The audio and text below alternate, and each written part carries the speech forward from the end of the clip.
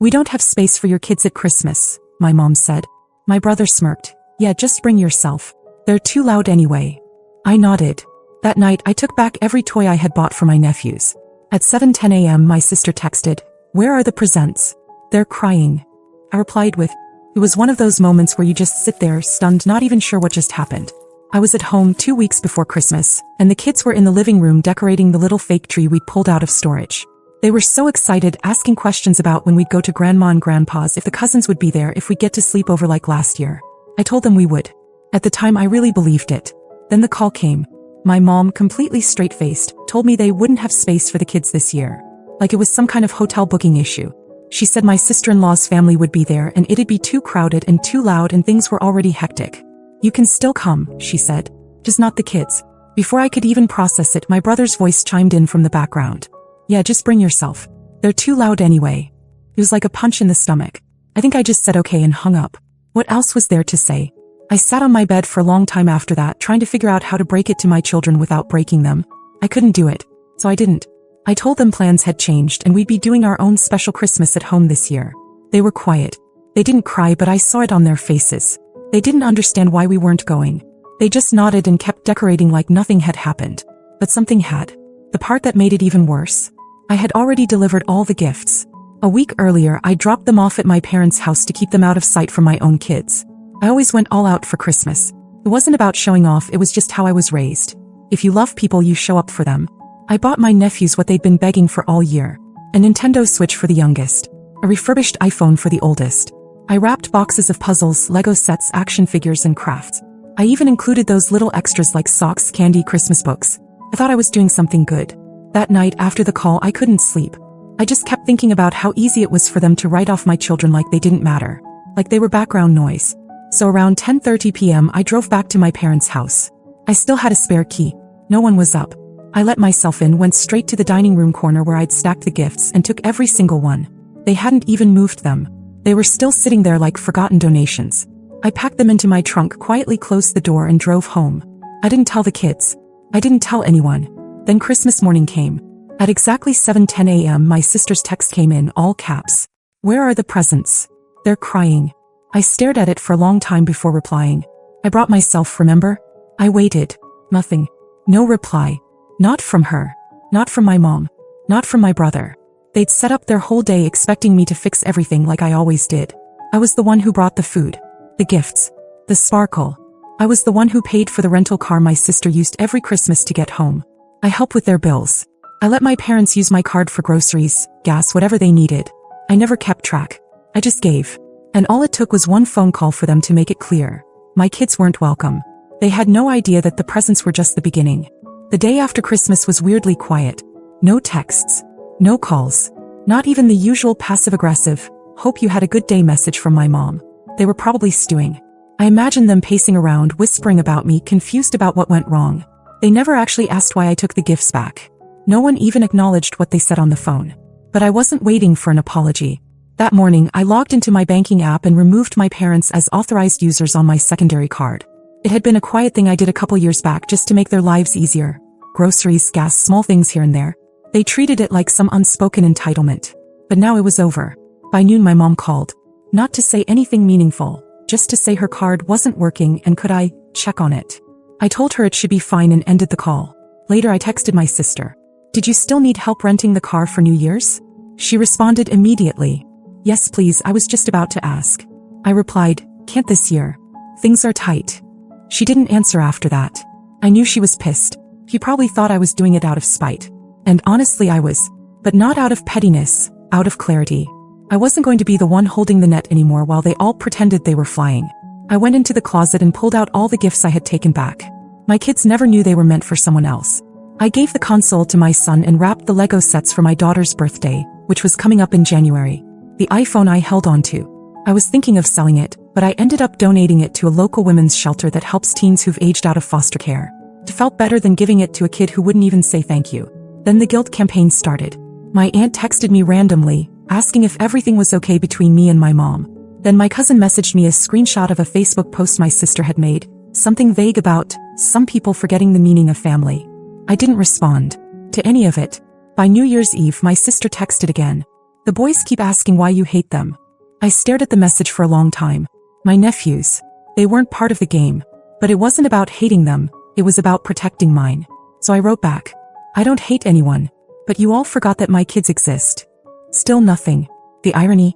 My ex-husband, who lives 3 states away and has always been hit or miss, managed to send our kids a big package. Wrapped gifts. Thoughtful cards.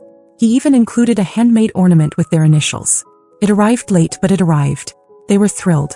Meanwhile, the people they saw every year gave them nothing. Not even a phone call. Not even a card. That was the moment I knew I wasn't going back. Not next year. Not ever. They were so used to me filling in every gap that they never noticed when I started taking things away. But they were about to. The fallout wasn't loud. That's what surprised me. No dramatic confrontations, no screaming matches. Just slow silence, like a fabric unraveling stitch by stitch. A few days into January, my mom finally called again. Her voice was normal. Too normal. She asked about the kids. Asked how our Christmas was. Like nothing had happened. Like she hadn't disinvited them. I answered politely. Kept it short. I didn't bring it up and neither did she. That was their favorite trick. Pretend the wound doesn't exist, then act confused when you start limping. She ended the call by saying she hoped we'd come over soon. I said I'd think about it. I didn't. I think they assumed it would all go back to normal once I cooled down. That's how they talked about me. Emotional, dramatic, sensitive. All code words for stops giving when she gets tired of being used. That month, I didn't send over the usual money for Dad's medications. He didn't call. My mom did. Said something vague about insurance issues. I told her the pharmacy could help her figure it out. She didn't say anything after that. I think it finally hit her that the card was really off, that the faucet was dry. My sister texted me 2 weeks later asking if I'd watched her kids for the weekend so she could go to a wedding. I just responded, no, sorry. No excuse. Just the truth. Her reply was one word, wow. A week after that, my brother's wife sent me a message. She said she wasn't trying to get involved, but that the kids were really sad, and that everyone misses you. No mention of what had happened. No ownership. Just guilt dressed as concern. I didn't respond. I was spending more time with my own kids than I had in months. Not rushing around to make everyone else's life easier. Not burning money and energy on people who didn't even like my children in the room. We made hot cocoa every other night. Played the Switch. Took long walks around the neighborhood. I watched them settle into something peaceful. Safe. Like they finally didn't feel like second-class citizens in their own family. One night my daughter asked, why didn't we go to Grandma's this Christmas? I said, because it wasn't a place for us this year. She thought about it for a second and said, that's okay. I liked our Christmas better. And that was it. No tears. Just truth. Meanwhile, cracks started forming in the family machine. I heard through a cousin that my sister's car broke down and she couldn't get to work. That my parents had been asking around for help with bills. That my brother's wife was complaining about how everything's fallen on us lately. They were starting to feel the weight. The kind I used to carry without them noticing. Every little thing I used to do quietly had been holding up a lot more than they realized. Without me, the holes showed. But none of them called to say sorry. None of them said, we were wrong. And now I wasn't just gone, I was watching. And I was done playing dumb. By mid-January, things started getting oddly transactional. The silence was over, not with apologies or reconciliation but with Venmo requests. Random, unspoken requests from my mom. $25 here, $50 there. One was labeled for gas. Another said we need food. She never texted or called to explain, just sent the requests like it was still December and I was still playing my role. I didn't send a dime. A week later my phone rang. My mom. He sounded pleasant at first. Too pleasant. She asked about the kids, what they were up to, how school was going.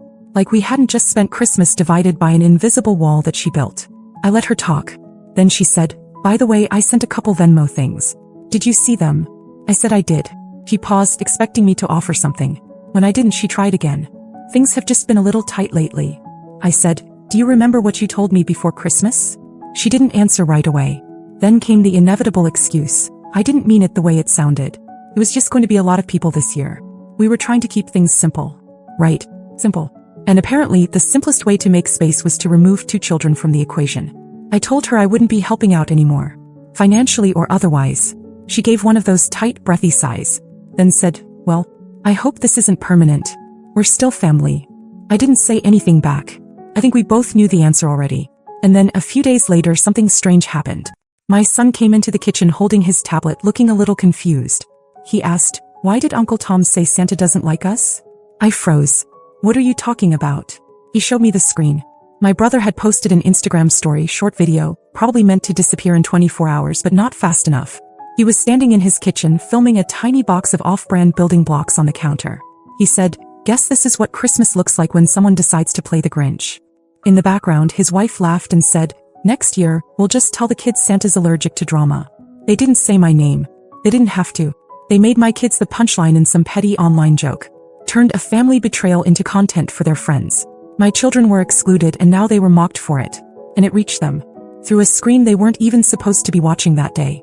That night I went into our old family group chat. The one where we used to plan holidays and birthdays and text each other random memes. No one had said a word in it since December. I sent one message. "You can unfollow me in real life too." Then I left the chat. No one followed up. Not one call. Not one message. Not even a half-hearted defense. But here's what they hadn't thought about. I still had all their tax paperwork. Every year they sent me their W-2s, their receipts, screenshots, and login info.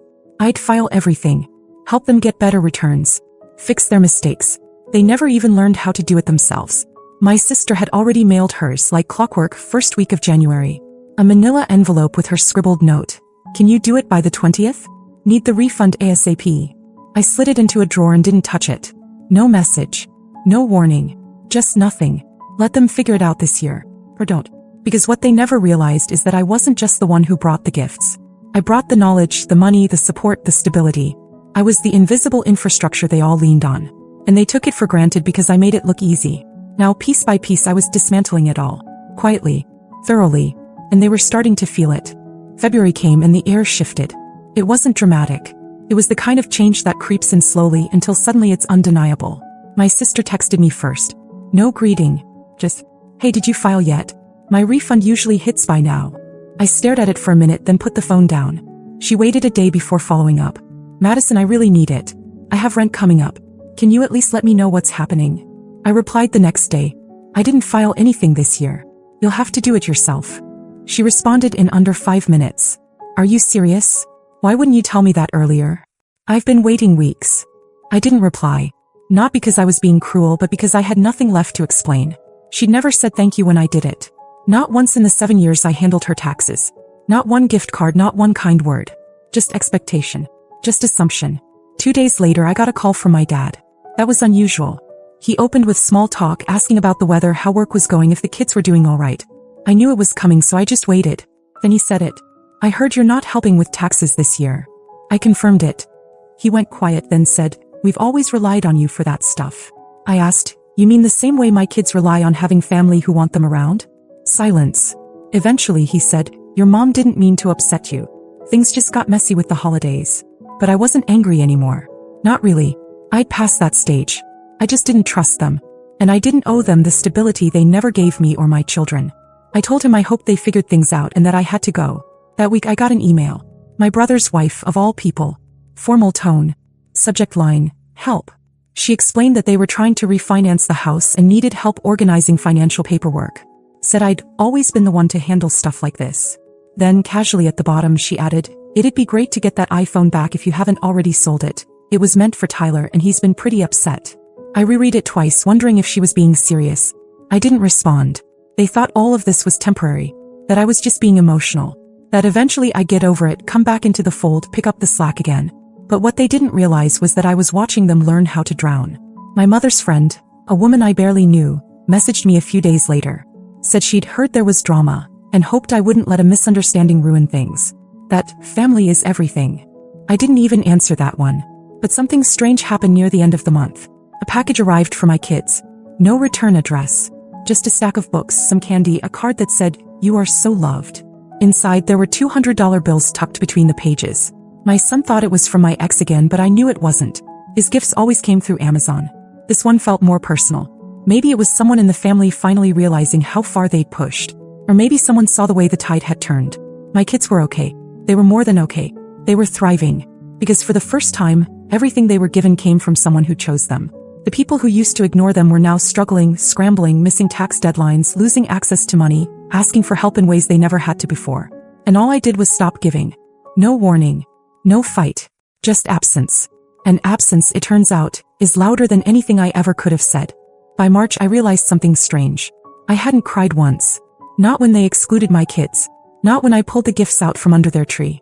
Not when they started unraveling one by one, trying to patch up the damage without ever acknowledging the cause. I hadn't cried because for the first time in years I didn't feel powerless. I felt free. One morning I got a text from my brother. "Hey, Mom's in the hospital. Nothing major. Blood pressure. Just thought you should know." That would have worked on me once. The vague guilt, the implication that if I didn't show up now I was the bad one. But even that felt different now. They weren't informing me out of concern. It was bait. I sent back, "Hope she's okay." That was it. 2 hours later my mom texted from her hospital bed. "Are you really going to let this family fall apart over Christmas?" I read it once and didn't answer. Because it wasn't about Christmas. It was about years of being the backup plan. The one who fixed things, funded things, figured everything out while my kids were treated like background noise. It wasn't one moment. It was 1,000 little ones. This time I just let them pile up until I had enough. Around the same time a letter came in the mail. Handwritten. I recognized the writing immediately. My sister. It was 2 pages long. She wrote about how hard things had been. How she missed the way things used to be. How the kids, her kids, kept asking when they'd see Aunt Madison again. She never mentioned what she said on the phone that night. Never mentioned the "they're too loud anyway" comment. Just said, "We were all stressed. I think we forgot how much you do for everyone." That part made me laugh. We forgot. Not we took it for granted. Not we treated you and your kids like an afterthought. Just forgot. I folded the letter and put it in the drawer with her tax documents. Still untouched. In April I booked a trip for me and the kids. Somewhere warm. Just the 3 of us. We stayed at a hotel, ordered room service, swam in a rooftop pool. I watched them laugh, truly laugh, not trying to win anyone's attention or compete with cousins or walk on eggshells. We video chatted with their dad while we were there. He was trying in his clumsy way. He asked if they got his New Year's package, and they smiled and held up the handmade ornament he'd sent. It was uneven and a little crooked, but it was theirs. And it came from someone who cared. When we got back I saw one last message in my inbox. From my mom. "We're doing a family brunch next weekend. I hope you'll bring the kids. Everyone would love to see them." There was. Bring the kids. Not, just bring yourself.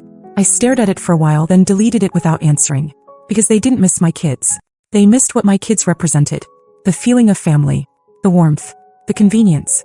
The illusion that they were good people because someone else, me, was doing the heavy lifting. I had already spent years building a bridge. They lit it on fire. And now, even as they watched the smoke, they still hadn't learned how to build anything themselves. I wasn't angry anymore. Just done. The door didn't slam. It didn't even creak. It just closed. And stayed that way.